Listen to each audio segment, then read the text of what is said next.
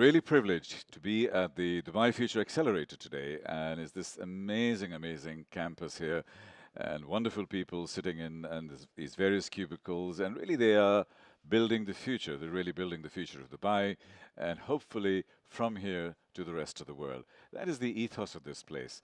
So there's no better place where we are to actually come in and present our series on the Future Leaders Organization, from where the future is actually being created. World 5.0, is that the new culture we're looking at? I think we're looking at we have to strive to even correct what's happening in 4.0. And I think we need a vortex of energy, a vortex of models. Can you imagine if Dubai was generating social responsible models of young entrepreneurs that were really creating and changing the world?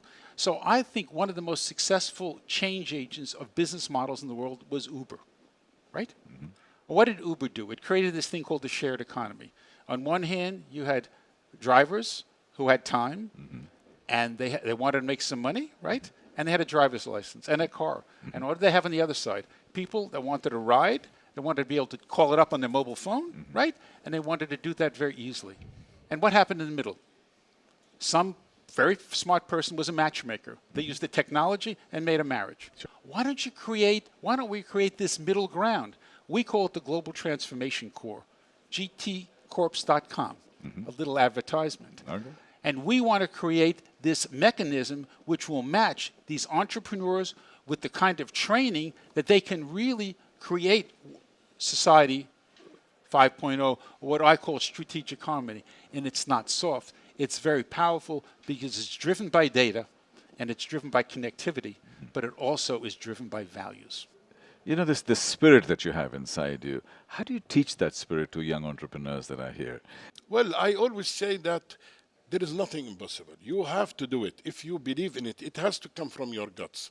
You have to put a vision. You have to, write your, plan it and reach. And when you reach, come up with another one, build it up, go to the next step. Otherwise, we've seen a lot of people who depend on, failures and all this, but this is not true. The failure comes from the person himself, yes. From his brain, from his mind. There is nothing impossible, wallah, believe me, sometimes they tell me, why, Samir, you are from a rich family, you have a lot of lands back home and all this. I cannot. If I don't work every day from 9 to 9, this is how. You have to love what you do. You have to achieve it. You have to draw your path and then look at it and success. So basically in KHDA, one of the initiatives that we have called Rahal, mm-hmm. which is part of Dubai 10X initiative mm-hmm. under Dubai Future Foundation, yeah. which basically aims to disrupt how we see education. Because as you said, like it's really traditional. There hasn't been so much innovation within this mm-hmm. field, especially. So with Rahal, we try to enable the student or anyone basically to learn anywhere, anytime, without affected by any regulations or rules. I'm Fabrice from E2 company, a leading AI research and application company from China. So we are a young company, started from 2013. But so far, in 5-6 years, we are already being leading in the industry, and we are really happy to contribute and to because our vision is to build more and healthy world, safety world. So are we getting to the point where facial recognition will be sufficient for us to replace our passports?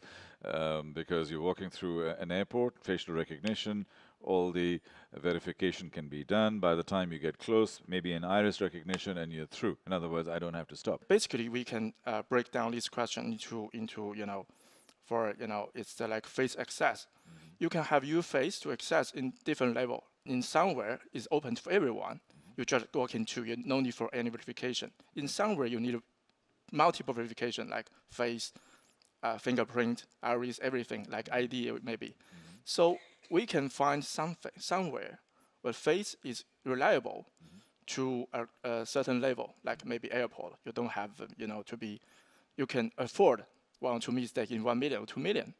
My name is Johannes Skygge, and I'm a business developer at Enride. And thank you for welcoming me to MAD Talks, and I want to talk about something mad. And what's mad is that The current logistics industry and the trucking industry is responsible for 5% of the CO2 emissions in the world. So that's why I want to present Enride, which is a fully autonomous and electric transportation system. So what happens when you transition to electric vehicles? Well, emissions stop. You only charge your batteries and you stop using diesel. For some reason, there is no person in the driving seat anymore, which means that costs for labor drastically go down because there's only a machine following its regulations and instructions to get from point A to point B. While you can also have a higher and very much increased productivity, as these vehicles can take over each other's jobs and you can optimize the packing of the vehicles and make sure that you have zero waste or as little waste as possible. We as human beings have an instantaneous response. We're going to try and save the child. How do you build that instinct within a machine of this kind? Yes, it can stop, but if it can't stop, I'd rather kill perhaps the animal rather than the child. How do I make that decision? Yeah. So we will see a lot of developments in autonomy moving forward. In all these companies, Uber, Tesla, Google, all of them will be part of developing autonomous features.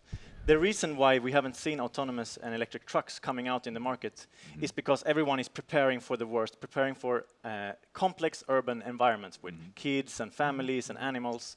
But what we're doing is entering a zone which is fully controlled, which is the fenced areas, logistics areas.